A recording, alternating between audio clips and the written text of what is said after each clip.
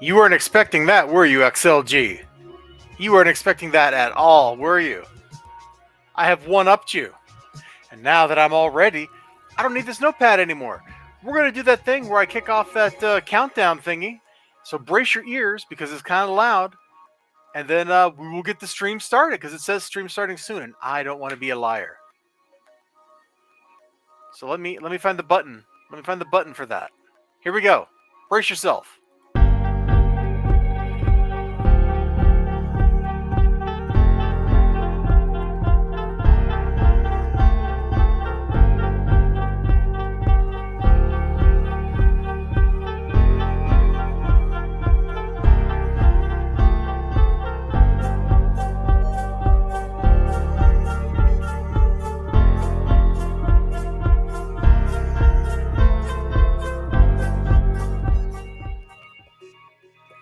Now, XLG, buddy, pal, friendo, dude fella, guy man person, you're offline on Discord. I thought you were asleep, dude. Like, are you not actually asleep? Is this all some elaborate lie? Is this just a thing you're doing? Some kind of strange bit?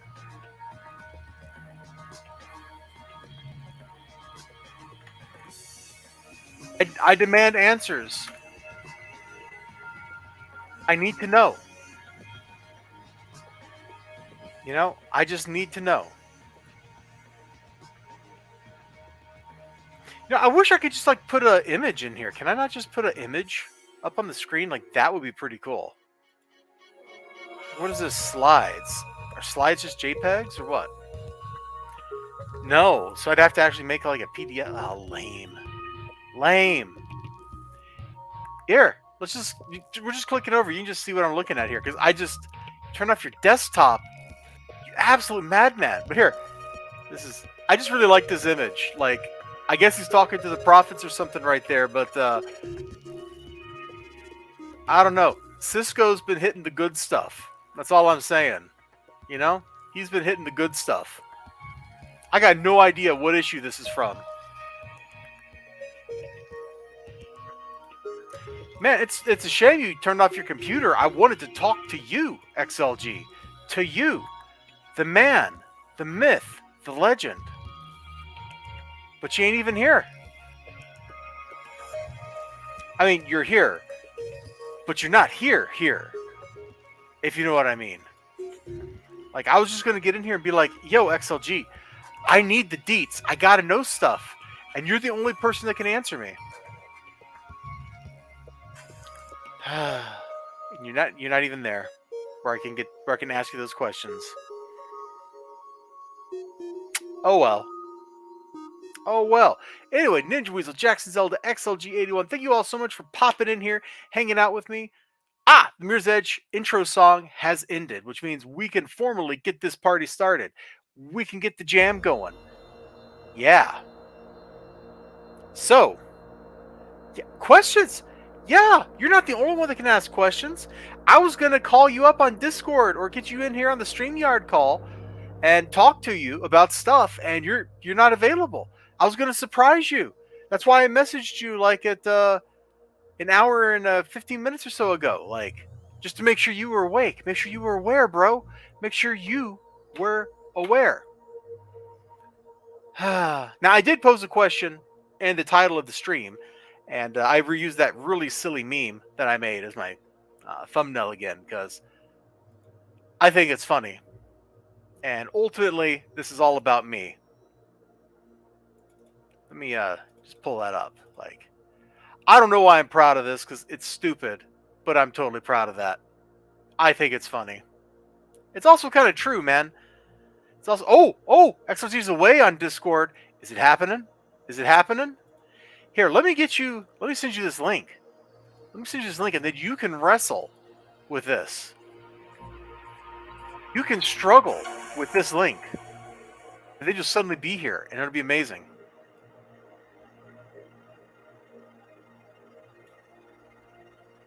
But yeah, I really feel like this is kind of like strangely true. Like, I don't know.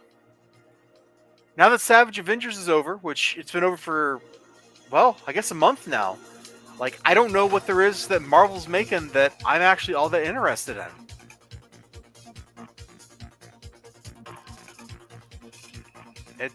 It's a cruel world we live in. It absolutely is. Let's see if XLG finds that link and can deal with it.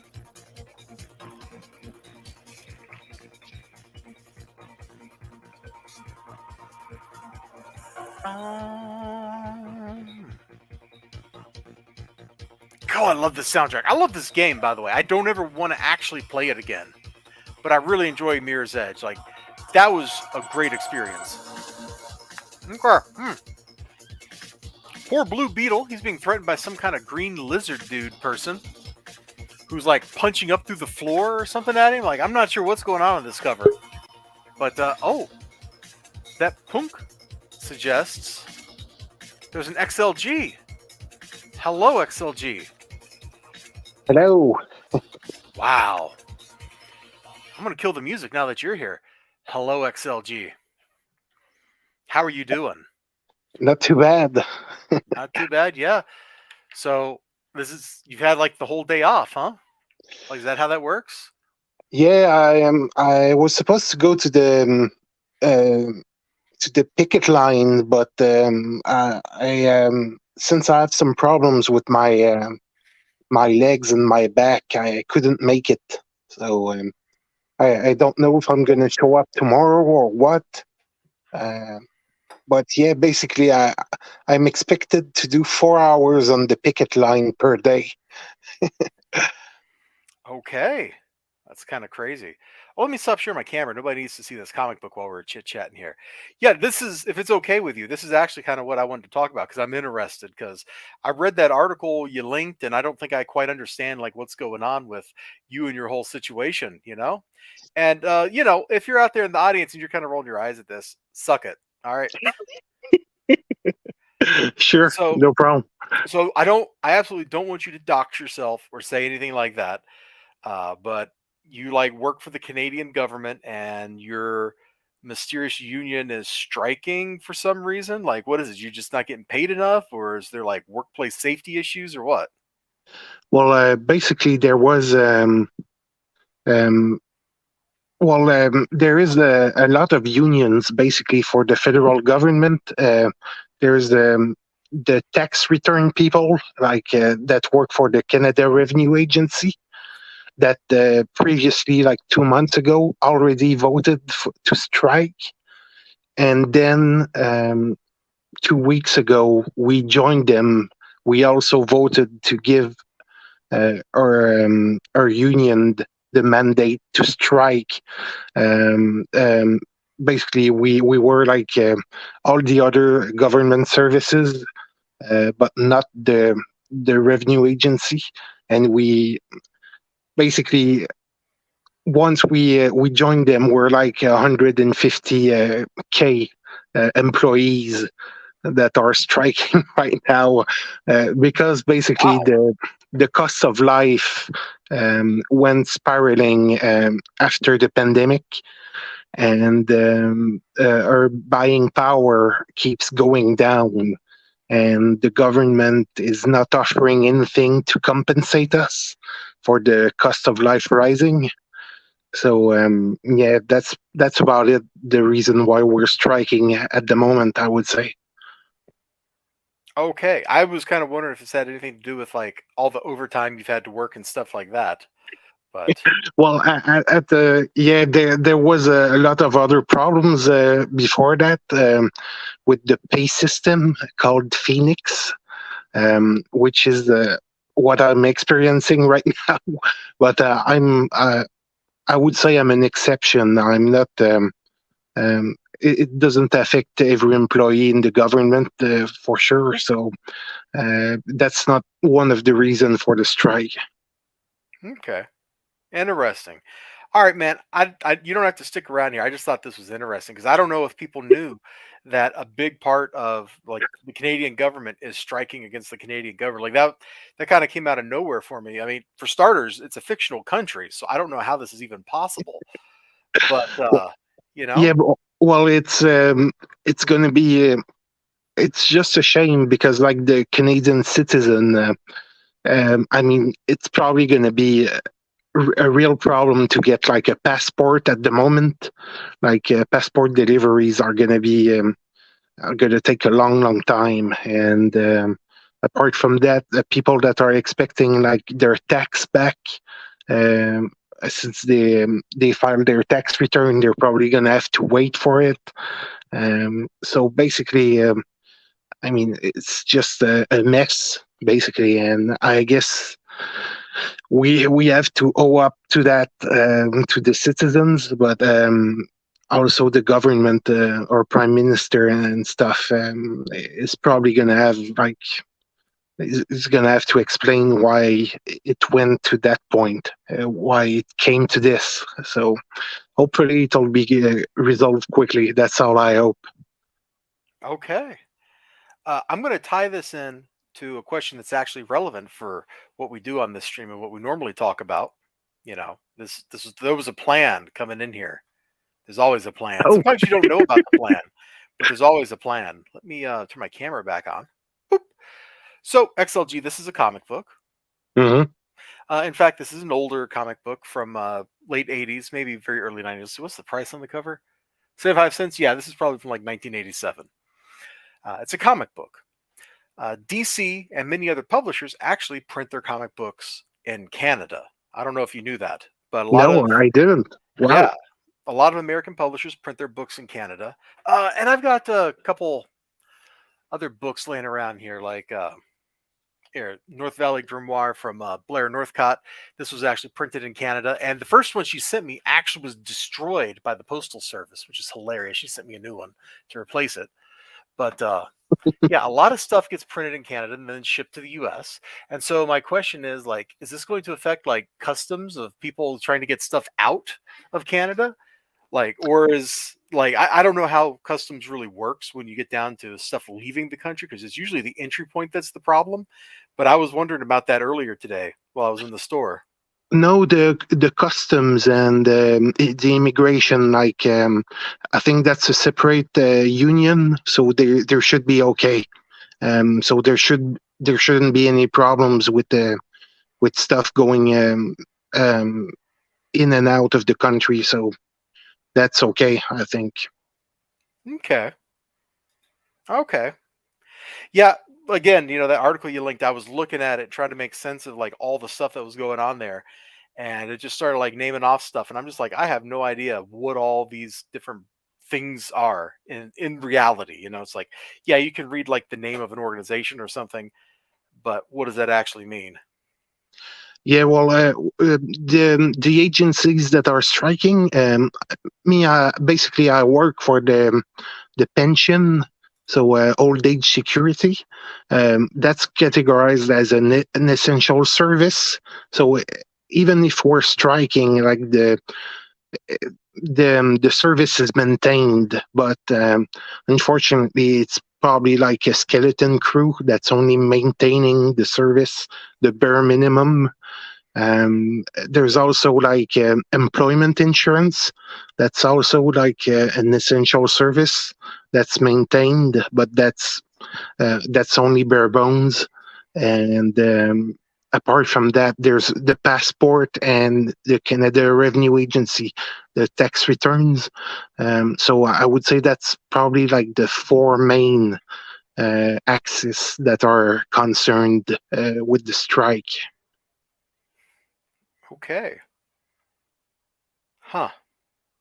I know it's just a mess at the moment, but yeah, most of the services are still maintained during the strike, which is kind of strange. but there's even talk right now of like a special law that could be like voted, that could make us like return to our jobs because it affects too much the citizens. So uh, who knows how long the strike will go on? But for the moment, it's day to day, I would say. Okay. Well, my uh, last statement on that particular topic is just remember what a lot of like police unions here in the U.S. who were forbidden from going on strike will do. They'll just all call in sick. It's called the blue flu.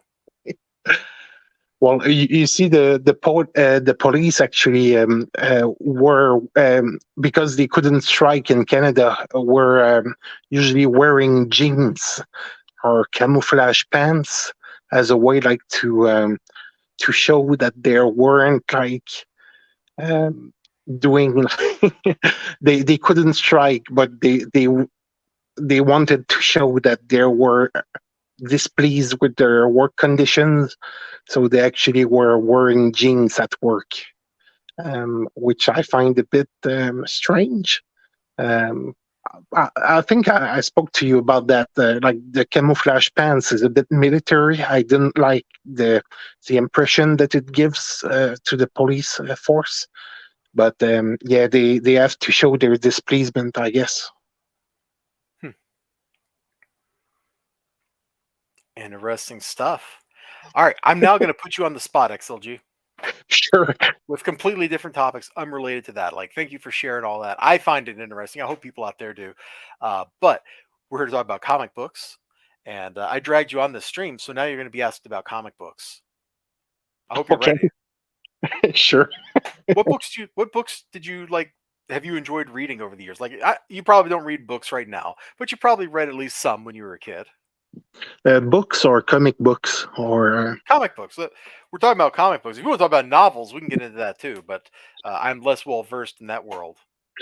do you include graphic novels to comic Sure. books? Okay. Yeah, or manga, anything like that. I'm not a big fan of manga, but actually, I read. Wow, I've got a blank.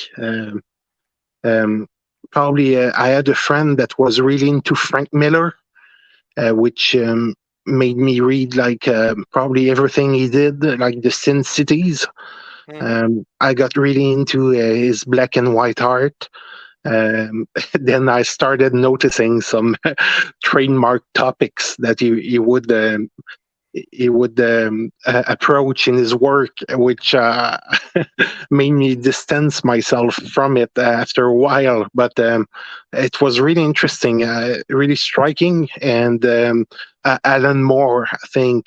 I discovered him by accident, probably with League of Extraordinary Gentlemen, and I went back and read everything he did. Basically, well, not in comic books, mostly in graphic novels. I would say I didn't read like his um, the Swamp Thing, that kind of stuff from the 80s. But I read like Um, um, his thing on Jack. Uh, wow, I've got a blank. Sorry. About I'm looking for the name of the book. It was turned into a movie with Johnny Depp, but for some reason I've got a blank. And Oh, from hell. yeah, exactly. From Hell, The League of Extraordinary Gentlemen. I stopped probably when he went. He did like a book with nudity and everything with his wife, I think, a few years back. That's Oh, probably the Lost Girls one. yes, exactly. That's Oh, I tried reading that once upon a time. I put it down very quickly because it was kind of gross. it's, that's probably when I stopped reading Alan Moore about a few years back. But I found it really interesting, and there was a bunch of other works like the Alkai arc that from Alejandro Aja, I think Aya. I don't know how to pronounce his name. That was really interesting. It was adapted into the Disney miniseries on Disney Plus. Um, that Hmm. art was really interesting, like graphically striking. The writing from Matt Fraction I didn't like, but the art from Alejandro Aya I really liked. And yeah, a bunch of stuff here and there, I would say, but that's mostly it, I would say. Okay, I got his bibliography pulled up over here on where, and you can't read it because you're probably just like looking at the little tiny thing down there, and I'm not going to pull it up on screen.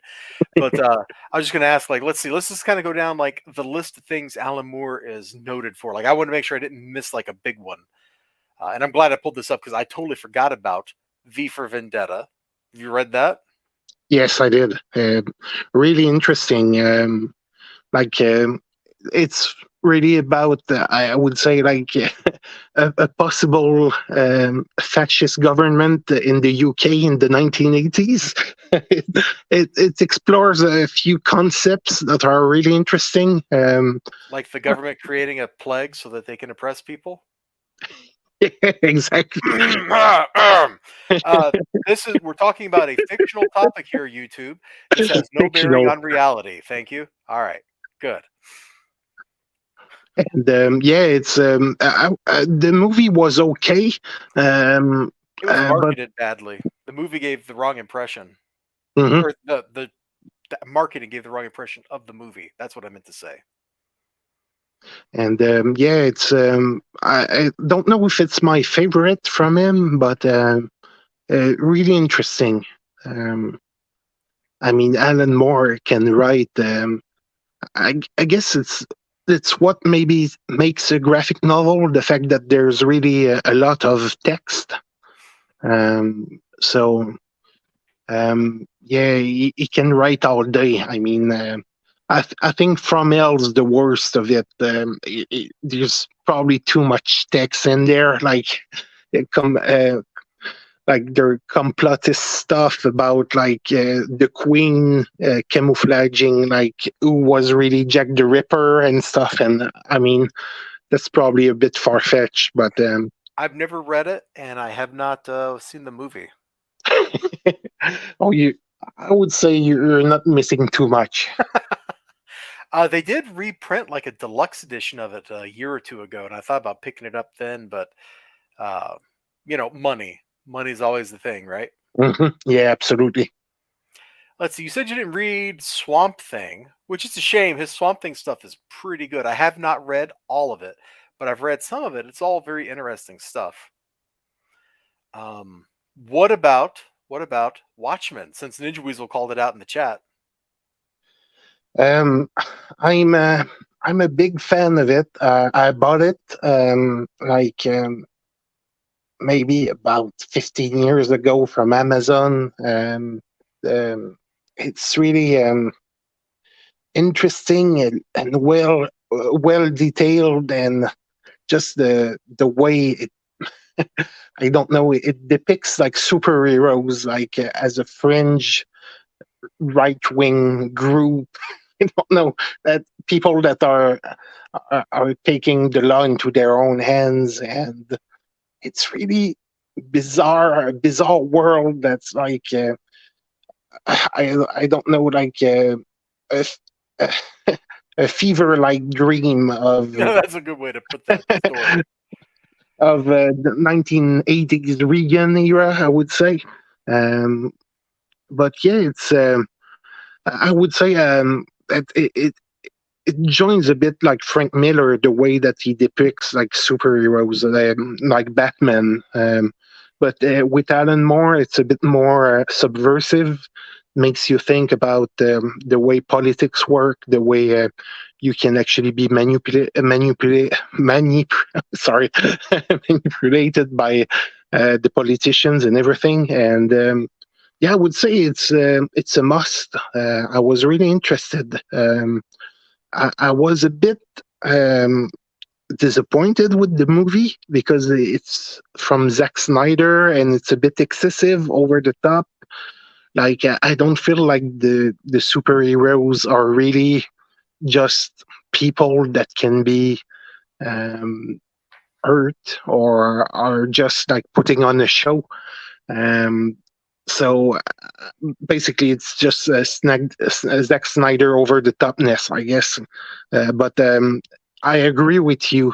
We spoke a bit about it, but I agree with you about the ending, the way that, well, spoilers, I guess, the way they repackage. It's almost 30 years old. Spoilers for no. Anybody who cares, I'm sorry. We're going to spoil a 30-year-old story. No, this is like spoiling an episode of the original Star Trek, dude. Just go for it. Like nobody yeah, cares. yeah, they repackage like the octopus thing, and I think it works. Like the way that uh, they need an outside threat to actually like unite people behind a common cause. It's really interesting, and I guess with something like happening with the terrorism we had at the beginning of the 2000s and stuff, it was really on point, even though the work is like 20 years old at that point, at the beginning of the 2000s. So, yeah, really pertinent work, I would say.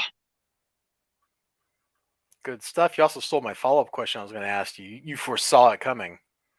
I Get did. your Canadian superpowers at work. Okay.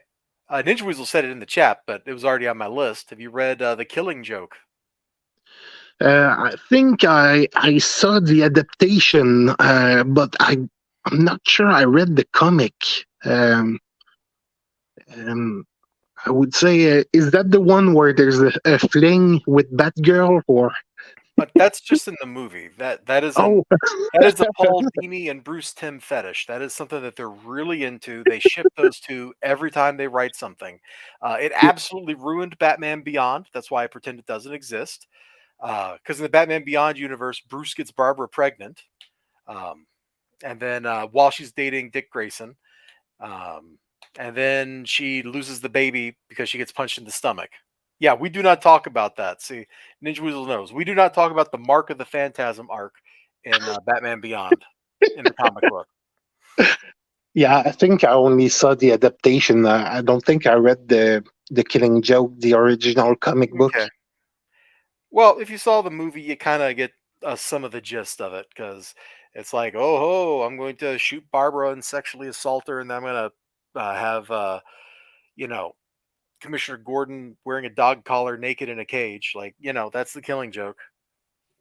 Is that the comic that actually Yes. like started the thing with Barbara being like Yep. That's how she went from being Batgirl to being Oracle Oracle? Oracle? Yeah, okay. because she got Uh, shot through the spine. yeah, that's really heavy stuff. But I kind of am interested in that. But yeah, I would say it's. I don't know. It's something that they actually explored with the Batman Begins trilogy in the movies. The fact that the Joker actually goes too far. I think there was another comic book where he actually kills Lois or something like that, or makes Oh, Superman kill Lois or something. And yeah. I Keep mean, talking. Keep talking. it's I think it's kind of too much. I like the Joker to be restrained at some point, but I can understand why you would want to explore the fact that he could actually go too far and make like Batman kill him or make Superman lose his mind. Or I mean, uh, So, well, I thought Kingdom Come was sitting on my shelf over here, but I must have put it on my other bookshelf. I was going to get it out and show you. No, Superman does not kill the Joker. Another hero does, oh, okay, and this may have happened more than one time. Like Joker may have killed Lois multiple times in different stories, but in Kingdom Come, the Joker kills Lois Lane because he knows Superman and Batman won't kill him. So another hero, Magog, comes in and just blows the Joker up. wow, okay, He's like, "Oh yeah, you think you're gonna get off with this?" Zap with his magic spear, and then the Joker's dead. The end. wow, that's And that's what kicks off all the stuff in the Kingdom Come universe because things escalate from there. And the new generation heroes, or one of them is chasing down Parasite after Parasite has drained somebody's power, and he kills Parasite, and Parasite goes off like a nuclear bomb and destroys the state of Kansas, wow, okay, which leads to everything just spiraling ever further out of control. Superman puts himself into exile. Batman rules Gotham with an iron fist made of bat robots because, of course, he has bat robots at that point because he's hmm Batman. Um, and stuff just gets crazy. Luthor forms a conspiracy of normal people to stop the superheroes and all that, and things just keep escalating until they're completely out of control. And Luthor is going to use the United States' military and special nuclear weapons to kill everybody. The end. wow. That I would say that's kind of heavy for me. Like I would say like Batman at his best, and with the Joker and stuff, it's probably the 1992 animated series. I don't know if is it Bruce Timm that wrote that, or I might be misremembering his name, or but there's Bruce Timm, Paul Dini, and some others. yeah, Paul Dini. That's it. And basically, it posits Batman as like kind of an existentialist hero. The fact that he refuses to kill because of the traumatic death of his parents makes him like an existentialist hero, where he continually needs to put the same people in jail or in Arkham over and over again. So he becomes kind of a romantic um, superhero. The fact that there's no escape from his plight, like he is that Greek hero, like constantly pushing that boulder up the hill, Sis- Sisyphus. Sisyphus is not a hero. He's just some poor guy, and that's his eternal punishment. Yeah, basically that's Batman for me. He's kind of a humanist Sisyphus, where he's kind of stuck in that same place because of what happened to him and the fact that he doesn't kill. So there's always a chance for the bad guys, the villains, to become better, but he still believes that like he could find a cure for Man-Bat, that um, um, um, the Iceman will get over the death of his spouse or is going to find a cure. There's always something, hope to every one of his rogues gallery, and I think that hope is really important. So that's why I really like the 1992 animated series. I would say that's probably my version of Batman that I like. Anyway, sorry. You were wrong about there being hope for some of Batman's villains, like Victor Zsasz. There's no hope for that guy. He just Oh enjoys yeah, killing people. I'll give you that one. Then there's all those mobsters and stuff. There's no hope for those people like Great White and all them. Like they're just criminals and they're never going to reform. Yeah, that's But probably true. but the really notable, really fun Batman villains, there's hope for a lot of those dudes because you got like you said, Victor Freeze. You know, except he did get his wife back in a couple years ago, and she was a bitch, and Oh, it was really? just kind of yeah. She dumped him immediately after he resurrected her. Went on a girl power trip, and I don't know what happened after that because I stopped paying attention because it was stupid. Uh, There's It's hope for Victor Zaz. We hope he falls down the stairs and breaks his neck. Ouch. Yeah, there's that. Victor Zaz, you probably don't know the backstory about the character.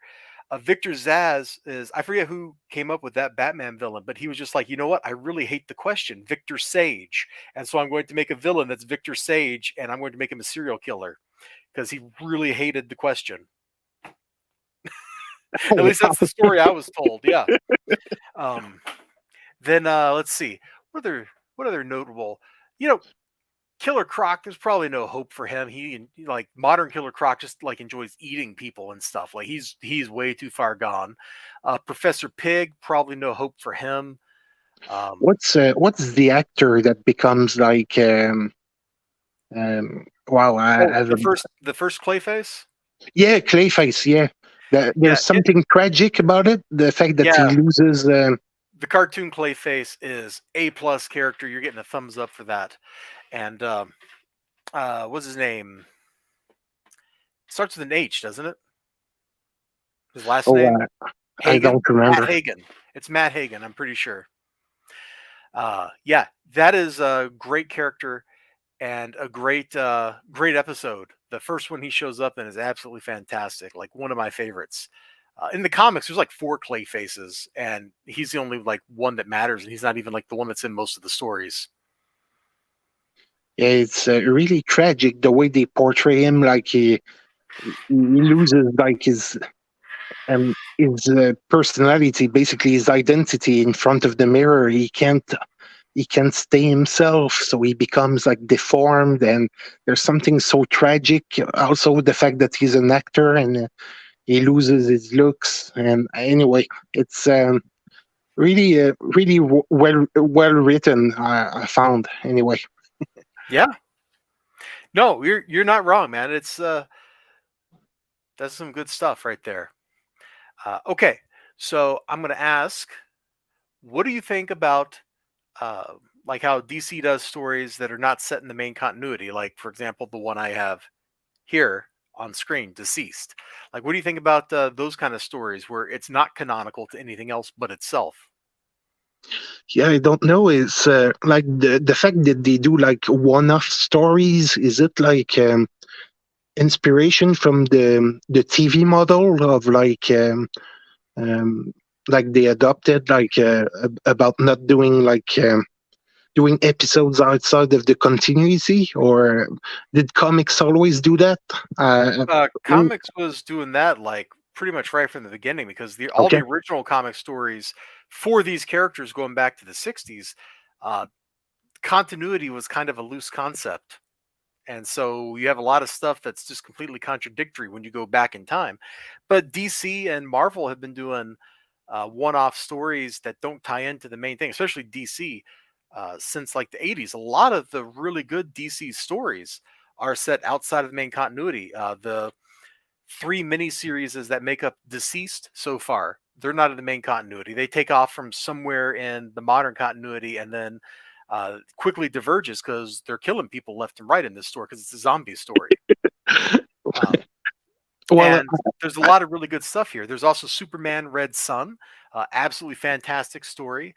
Uh, what else? Justice League New Frontier. I think there's an animated film for that one. That's an interesting story. I didn't like it too much, but it's pretty interesting how they do it. Kingdom Come is also one of those alternate universe stories, although they've taken a lot of the Kingdom Come stuff and put it in the main DC universe as of like 10 years ago, before, two reboots ago, or three reboots. I guess it's three reboots now. They every couple of years they just decide to reboot continuity because they can't keep it straight because they're hacks. Mhm. Yeah, they want to start over. Yeah, Red Sun, is that the one where Superman is from the USSR or something like that? Yeah, Or he crash lands in what, the Ukraine or something instead of Kansas. wow, okay, yeah, it's really interesting. But I guess like those standalone like comic books are a bit like the Killing Joke. I guess that would be something that's not in the regular continuity, but like we were talking about Barbara, Except like except Killing Joke did get turned into regular continuity. They yeah, made a mistake exactly. and made it part of it. I guess if you get an idea that's so striking or so good in a standalone comic book, they're going to integrate it in the continuity like they did with Oracle, I guess. So yeah, why not? I'm all for it. As long as the artists are interesting, that's that's the main problem to find like a good somebody that's good at the art and at the writing.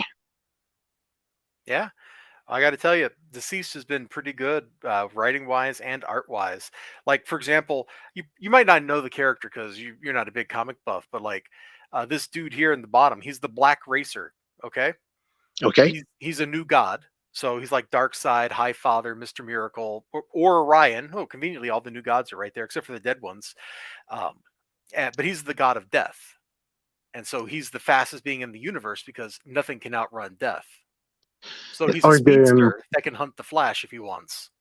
the New Gods? That's from Jack Kirby's Yep, 1960s phase. Okay, yeah. late 70s. Late He 70s. got Okay. fired from Marvel and went over to work for DC, and he basically was. They stuck him on Jimmy Olsen, the Jimmy Olsen book, and he just was just like, you know what, I'm going to go somewhere with this, and he just invented the New Gods and Jimmy Olsen, and they became the thing that DC keeps returning to every time they need a big threat or a crazy story. It's like, yeah, you know what, let's drag Darkseid out again. Okay. Jack Kirby did a lot of really innovative stuff. I think that was the series where he started doing photo collages for some of the material and stuff instead of just drawing it. Very cool. So his name Racer, and he's a speed merchant. So Uh, he's the Black Racer, and he's got skis. You can just barely see them here. Those are like his ski poles. Like that's what? how lame this character is. Except look at him. Does he look freaking awesome right there? Wow. Hey, March Hare, how's it going? Hold on, I'm gonna go. I think this one is on my bookshelf. Let me grab it real quick. Are you over here? Yeah, there you are. You're on the top bookshelf. All right. Let me just drag this over here because oh my god. Oh, because this thing is heavy. Oh. All right. If you hear an earthquake, it's just me setting this book down. Okay. Oh, for freaking frack. This freaking. Oh. Oh. Whew. So this is the Fourth World Omnibus. It's like I don't know, 1,500 pages or something of comic. It's all of Jack Kirby's fourth world stories, all the New God stuff, in one gigantic book. Man, this is the biggest, scariest comic book I have. I have not even read this entire thing because it's so big, it's unreadable. This is like just a yeah, I can't even open it under the camera. Oh, it's completely unreadable because the divot between the pages where they have to go into the middle is too dang deep. So you can't actually really appreciate this stuff. That's a shame. But yeah, see Jimmy Olsen right there. So he did all this crazy, crazy stuff in the pages of Jimmy frickin' Olsen. And it So, just took off from there. And they had like the Forever People, really crazy stuff just going on and on and on in all these books. And people make fun of Jack Kirby's art, and I kind of get it because they just look at his faces and they go, "Man, this dude draws the same face everywhere." But the way he constructs his panels and stuff and makes great use of space, it's still kind of startlingly good. Look, we're still in Jimmy Olsen, dude. We haven't even like left Jimmy Olsen, the worst comic book in history. So Okay. I didn't even know he had his own titles. Yeah, So back in the 60s and 70s, Jimmy Olsen had a title. Lois Lane had a book. Um, and Lois Lane's book was, of course, more aimed towards like girls than boys. But she had like absolutely crazy stories too. Holy smokes, that book is huge. And I can't believe that design is being wasted on the guy with skis. Yeah. Like the deceased black racer, as depicted here, man, he is entirely just too freaking cool. Like I can't get over when I was flipping through this. I didn't say anything because you were talking, but like it's just I was like, whoa, when I saw him. so the Black Racer, I mean, it's exactly the same as the Silver Surfer, but it's both are from Kirby. So is it like plagiarism or something? He's not quite the same. Silver Surfer surfs, Black Racer skis, but the Black Racer, you know, Silver Surfer's not a god of death. Silver Surfer just feeds the god of eating planets, whereas the Black Racer is literally death incarnate. Okay. He's the death of the new gods. Like, in fact, in the deceased story, that's basically how the zombie apocalypse got started. Darkseid was doing some stupid, crazy laboratory stuff, and the Black Racer came to kill somebody, and he ended up creating like the zombie virus out of it instead. Oh wow. Okay. Yeah, it was wild. Oh my gosh, I am like exhausted just lugging that book across my room, dude. This thing is so freaking heavy. Oh, oh, and people go, why does Jack Kirby draw the same face everywhere? Let me. Can you actually see like the little logo there? It's because Jack Kirby looks like the face Jack Kirby always Oh wow. draws. Okay. It's true. The man drew faces like his own a lot, which isn't the weirdest thing to happen in comic books. J. Scott Campbell, he draws for his whole career, he drew most female faces, in fact, just female characters in general, in a particular way. Then he marries a woman. You know what the woman looked like? The people he No. was drawing. Wow. Yeah, it's crazy. I got another Kirby book that's really cool. Let me get this out. This one is way too big to show on stream.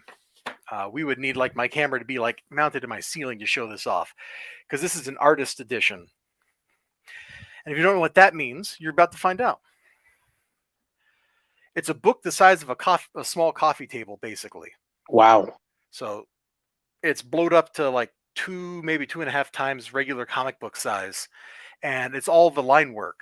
Geez, I really can't open this one on stream. In fact, I can't even show you the 2-page spreads on stream because they're too dang big. But you can like look at one page maybe. Is it like a coffee table book or? You could use it as a coffee table book. I use it as a wow. If I knew how to draw, I would want to draw like this. Mhm. Like this is just one of those things I look at when I want to make myself feel sad about my lack of artistic talent. But it's all pictures of the raw boards. So it's not just like you're looking at the comic art, you're looking at the original board. See, there's the tape where it was taped down at some point, scratching stuff out. Oh, yeah, over here, we got this was going to be page 17, then became page 19. Like all that kind of stuff is just on these pages, and they're gorgeous, every last one of them. I got this as a Christmas present a couple years ago. But I mean, Elizabeth, you can do like schematics and Venn diagrams and stuff to explain. So I mean, your talent just resides elsewhere. That's Yeah, I know. I would just like to be able to draw a person that wasn't a stick figure. I completely understand. I've got no talent whatsoever. So Ooh, hey, I'm glad I looked at that. That shelf was about to fall. The little peg got pulled out. There we go. Dude, these bookshelves I have in here, they are almost as old as me. So, and they've been moved around the world like 4 times. So we're lucky they're holding together. All right, we're going to move on to some independent comic book stuff. Now, you mentioned like some Alan Moore independent properties like From Hell. Have you read any more recent independent books? that's a good question. I don't know if I've got any recent books that I read. There's one that I wanted to recommend to you that's like called the Manhattan Projects. I don't know if it's independent I've never or even heard of it. it's basically it's like an alternate reality where like Oppenheimer and Einstein and all those that worked on the Manhattan Project actually like work on extra secret Oh, it was lab written by Jonathan experiments. Hickman. Hmm. Oh, Here, really? I just pulled this up on Wikipedia here, just to take a look at it. Hmm. It might be okay. I don't know. Jonathan Hickman's kind of hot or cold. Sometimes he's pretty good, and sometimes he misses. Would you say this was on the pretty good side? Yeah, I found it really interesting. Like the premise is really entertaining, but that's probably the last one I read, like maybe 4 years ago. And probably I'm saying 4 years ago, and I stopped counting at the pandemic, so probably like 6 or 7 years ago. Yeah, I think the setup at the top it came out in 2015. Yeah, that feels right. Oh, there's alternate universe stuff. Okay, this is getting kind of weird. I might actually like this. I will leave this tab open so I can look at it later. It reminds me a bit of a more intellectual take on the Red Alert uh, video game. like, Oh, yeah. Man, I never played any of the Red Alert Command and Conquers, but they looked crazy, dude. And there's that one's got Tim Curry. This is relevant because I think yesterday was his birthday, is what the internet told me. mhm. He plays like a Russian general in one of them, and that's great. Yeah, exactly. And there's like the Russians have like Tesla coils because they use like Tesla's knowledge to work it into their base defenses, and the Allies have Einstein that invented like a time machine. Anyway, it's just silly stuff like Pulp Fiction. Yeah, I dig it. Have you watched any of my reviews of this book I just laid down, Chicken Devils? I don't remember, so Okay, have you watched me play Hotline Miami or Hotline Miami 2? yes, of course. Okay, Chicken Devils is basically there are three comic books that exist that are Hotline Miami, the comic book, and Chicken Devil, and well, Chicken Devil and Chicken Devils because it's a sequel miniseries of the first one. They are one of those. It you have a dude. Let me see if I can find a shot of people. Here we go. You have a dude in a freaking animal mask murdering people. Like there you go. This is the essence of Chicken Devil right here. That's also the So essence of Hotline Miami. yeah, Outline Miami, that's for sure. In this particular story, this dude, his like partner in his business, which is like a hot wing place, uh, is like smuggling drugs through their supply network or something, and then the mobsters come to collect, and he doesn't have the stuff, and that sets this guy off because they think the dude has the drugs instead of after they kill his partner. He's like, I don't have the drugs, so things go crazy. He snaps, so he puts on the mascot from his restaurant, hence the chicken. In fact, it's the Chicken Devil because they're hot wings, and proceeds to murder Russian mobsters for the first entirety of the miniseries. And this one, it's devils because the two cops that were working the case from the first miniseries, they know what he's doing, and so they're like, "Let's go kill a bunch of bad guys." And so now they're all killing bad guys together. It's Wow. very Hotline Miami. Like there's no other way to put it. This is Hotline Miami, the comic book. There are two other books I mentioned that are Hotline Miami, the comic book. One is Can't Kill Cade, and I got issue 2 of that somewhere in this room. Somewhere. Uh, yeah, I'm like, you know what? Let me just show you like the state of the room, okay? Like, I'm only going to show half of the room because the other half of the room might have something with my address on it or whatever, and you might see that. But like, we got books piled up here on the desk. Like, look at this. Look at this book stack. And then we come over here. Look, my pull-out desk covered in books, boxes of books, boxes. Like it's just everywhere. Like right now, this office is a chaotic hellscape of comic books. Like, just stay away from it. Nobody come in here. I'm embarrassed, but not so embarrassed I won't show it to you. That's a bit of a shame because you must know that you own something, but finding it might be a problem. I mean, Oh, so there's yes. Oh, I didn't. Hold on. Hold on. Cameras come back out. So this was a desk we were just looking at right here. And I kind of panned around. I didn't pan down to the chest of drawers down here that are full of comic books. There's more under there, but I'm not moving Godzilla to get to them. Godzilla can just stay right where he is in that dim darkness. So, yes, there's like 300 comic books in here that I don't know where they're at, but I know they're in this room somewhere. And Can't Kill Kate is one of them.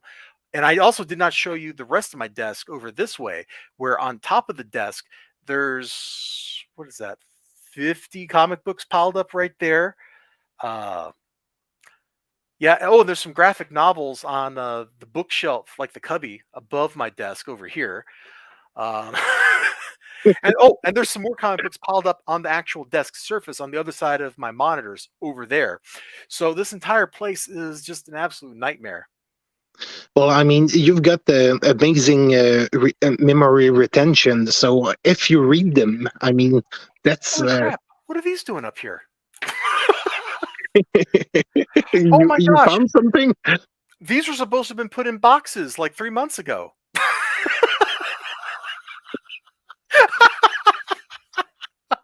Well, I'll just put them on the floor with the other books that need to go in boxes, and I can get to those But later. what percentage of the room do you think you've read? Oh, most of the stuff I've read is in boxes. Okay. So the only stuff I've read is the stuff that was right here in front of the camera, just to the Okay. left. So there's like 20 books there, plus those ones I just got off of that shelf up there that I didn't realize were there until I just stood up and looked. So that's like maybe 40 books out of the probably 400, no, 300 loose books laying around. The ones that are in the boxes over there, like you could just see the boxes on the side, like those are all Hmm. read too, but I wasn't counting those in my estimate. If I Okay. do that, I guess I probably have read 2/3 of the junk laying around this office. Well, that's a good ratio. I think you're fine. Anyway, Chicken Devil is great. Like I will recommend this series like for forever. Oh my gosh, Jackson Zelda, no, dude. It is in the stack of to read that's right on the other side of that Transformers deck box in my thing of Mod Podge. Like it's right over there in the to read pile still. I can't wait to read Gogor, but I'm gonna have to because I got too many things to read. I just need a vacation where I do nothing but read comic books for a week. That sounds like the worst vacation. Because after I read them, I'm gonna have to record reviews of them, and that's just gonna be work. Staycation of reading. That's yeah. You Oh, need a strike, Elizabeth. That's what you need. I could certainly use a strike. That would be nice. Anyway, Chicken Devil's pretty cool. Have you watched any of my reviews of Something Is Killing the Children or House of Slaughter? Yes, of course. I was here. Well, not your reviews, but your Wednesday streams. Yeah, because I sure like to make fun of this. And oh my goodness, hello! I was just flipping through this off camera, and it looks like all right. So in House of Slaughter, what's going on right now is the guy who was supposed to have died in the first story arc but didn't has been living in the woods and raising like runaway kids that monsters have tried to kill or something like that. I forget the details. It doesn't matter. And then one of his kids got basically kidnapped by her, and she's from the House of Butcher, which is where he's from too. But he's like the renegade. And he's also supposed to be dead because his boyfriend was supposed to have killed him, but his boyfriend was a wuss and didn't kill him, and then got himself killed in the first story arc of Something's Killing the Children. Anyway, I digress. I just opened it up to this because I don't know what all this gore is, but I just love that eyeball that's flying through in this third panel right here. Wow, with the optic nerve and everything. Yeah. I don't know, like if we're flashbacking to something here or what, but that's super gory because it look like over here he's just like talking to his friend who is not the friend that was going to kill him, but it's probably a friend who's going to try to kill him because that's how these stories go. Everybody's trying to kill everybody. And then we just like randomly cut to like a monster ripping somebody in half. Like the art in this book is different from the art in Something That's Killing the Children. It's a different artist, but once again, like when there's a monster around, the art's pretty good. Like you just start showing monster stuff, art gets better. Oh yeah, look at all the white masks in the House of Butcher here. This poor guy has no chance. They're going to murder him because they're pack hunters. And I think he was a black mask, so he's not a pack hunter. Oh, I didn't even look at I had so much glare where I was looking at it. I couldn't even see all the like glowing eyes over here on the left from before they turned the lights on. That's cool. That's a good use of color. Yeah, don't live in their universe. That's kind of all I got to tell you. It sucks. And you said somebody's killing the children. Did you have that as well, or? That doesn't come out in the same Okay, week as okay, House of Slaughter. I think they go every other, or like they alternate every 2 weeks. okay. I was just curious because there was like a monster reveal in the last issue. Oh my So, gosh, yeah, I'm looking forward to your review when it comes out. dude, that monster was super sick. All right, I got one more book. I'm going to show this off real quick, and then we probably should wrap up because it's after 10. And I've kept you for an hour, and you probably need to sleep. I only meant to keep you here for like 10 minutes, but we got crazy. We got cray cray. Well, you're a good interviewer. That's why. So You're a good interviewee because you ramble appropriately, but not too much. All right, this is the last book I bought today, Mighty Barbarians. I was going to pass on it, but I saw an ad and that name at the top, Murici or Moretzi, however that's pronounced. He's the guy that writes Barbaric. So I'm like, man, I like Barbaric. Here's Barbaric. I just did a review of this issue. It was great. Absolutely fantastic. See the book? See the name? Look at that. Moretti. Hmm. It could be the same person. And it is. And I'm like, well, he's writing one barbarian book pretty well. Maybe he'll write another barbarian book pretty well. And just kind of opening it up, like we actually have like what looks like some really classic like Conan the Barbarian kind of stuff here. We got like a snake cult or something going on. I'm not really sure, like lizard cult or something. We got a barbarian cutting them in half. Yeah, somebody yelling kill. Like sold. I'm sold on the book. Ooh, look at this freaking polar bear here fighting something, dude. I don't even know who the polar bear is killing, but I like it. there's actually a real tragedy happening to polar bears because of the The stripe. glaciers. Yeah, exactly, and basically they have to swim a lot more to get to their prey, and the ice landmass that's slowly melting is basically ruining their lifestyle. So anyway, that was my pointless anecdote. Well, then I think what you're telling me is I can interpret these panels over here on the left as the polar bear getting revenge for what's being done to his people. Exactly. Also, I don't know if I'm personally going to mourn like the fate of polar bears because there are a few animals in this world that I don't think I would have a chance fighting, and polar bears are right at the top of the list. Right below them are grizzly bears. You're a regular Zangief, Eliza Barr. I'm sure you could take them. No, not with their claws, dude. You get me up against a brown bear, I might have a chance because I think it's brown bears are kind of the chicken ones, and black bears are scarier, but they're not as huge as actual freaking grizzly bears. I would have a small chance against a gorilla. He would probably beat me to death, but I'd have a chance because he doesn't have big claws to rake me with the same way that a bear does. Chimpanzee would probably tear me limb from limb, but I have a chance. But against a polar bear or grizzly, dude, I'm dead. Like, let's just be honest. Unless you give me a spear, I'm toast. It's, uh, it's something I never considered. Like, against which animal do I have a fighting chance? I'm gonna have to think about it overnight, probably. It's a good topic to think about because there's a lot of animals I think I could maybe take or at least survive. Um, Even like some sharks, I think I'd have a chance against because sharks hate it if you punch them in the nose. So you Yeah, just got to like get that alligator. I know how to keep it from biting me. You wrap your arms around its snout. Crocodile would kill me though. Crocodiles are too big and scary.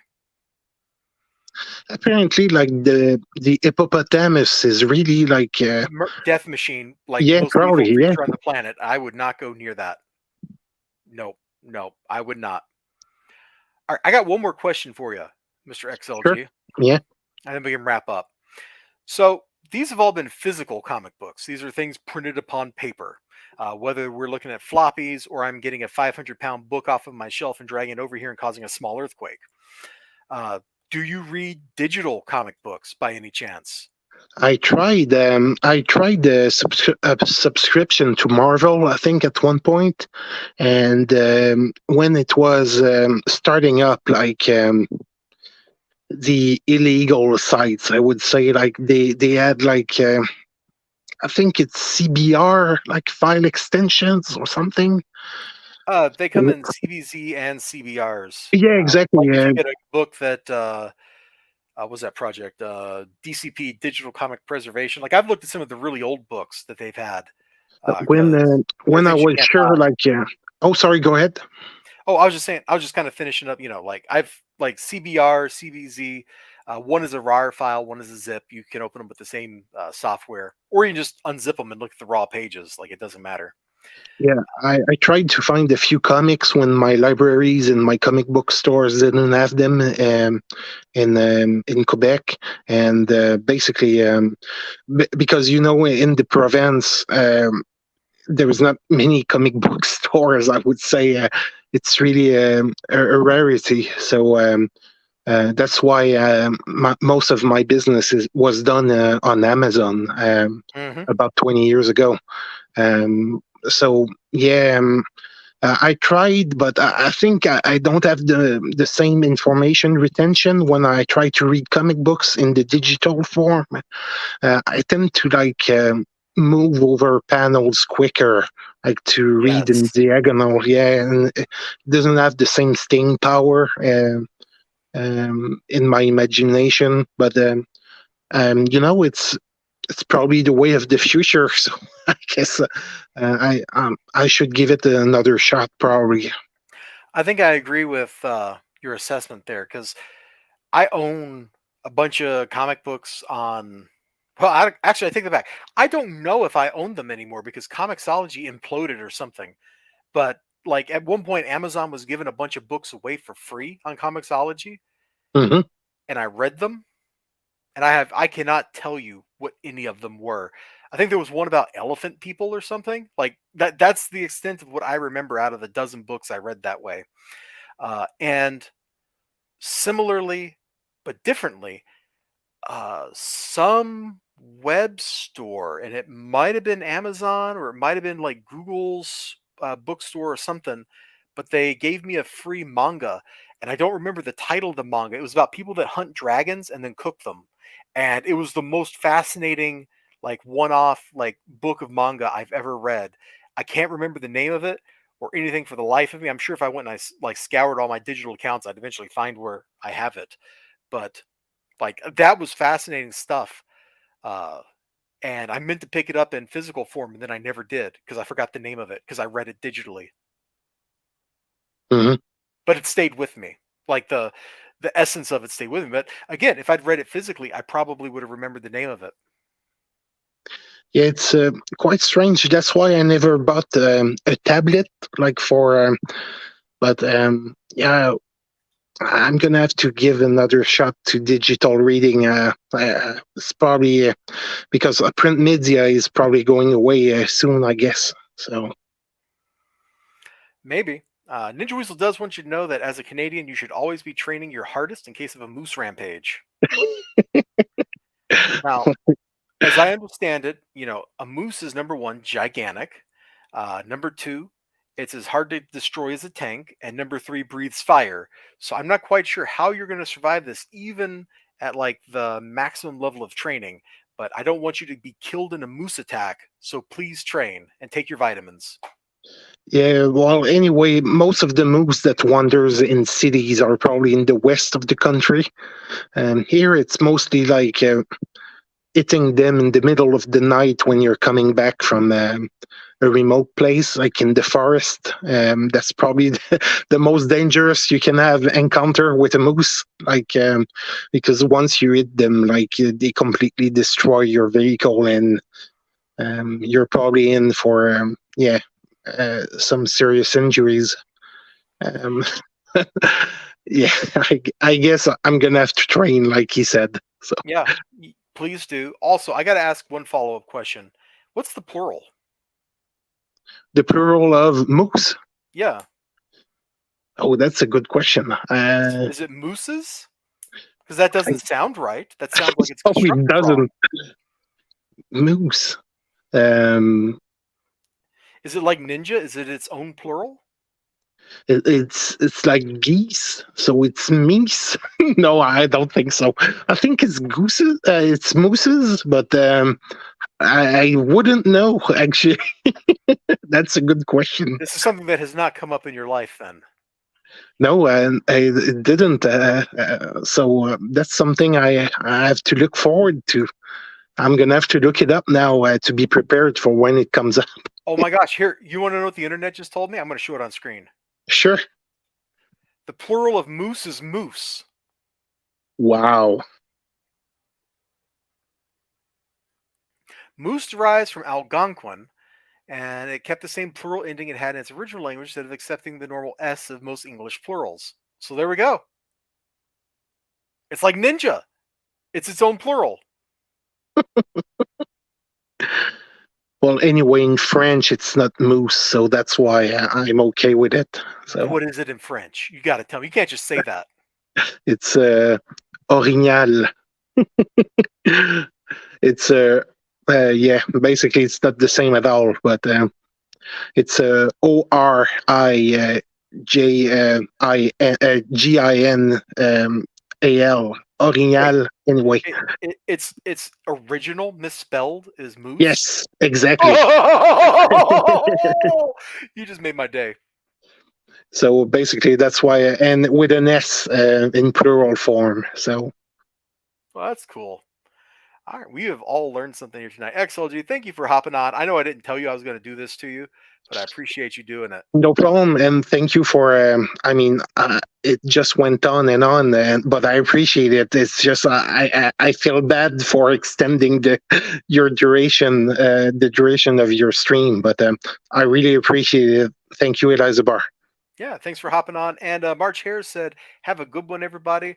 So everybody out there, you all have a good one. Let me turn my camera on so I can give you a thumbs up and wave and all that stuff. Oh my gosh, where's the button for the camera? Hold on, I'm panicking. There it is. Boom, there's a little wave. There's a thumbs up, and I'm gonna hit end broadcast. It won't actually kick you out, XLGT, you'll leave, but I'm gonna hit end broadcast, and then it's gonna be over. So good night, everybody. Thank you for hanging out with me. Much love in the neighborhood. And to answer the question posed in the title of the stream, no, there was nothing from Marvel. There was like zip. It was either all rehashed crap or stuff I didn't care about, so I didn't buy any. The end. Bye bye. Let me actually hit the button though.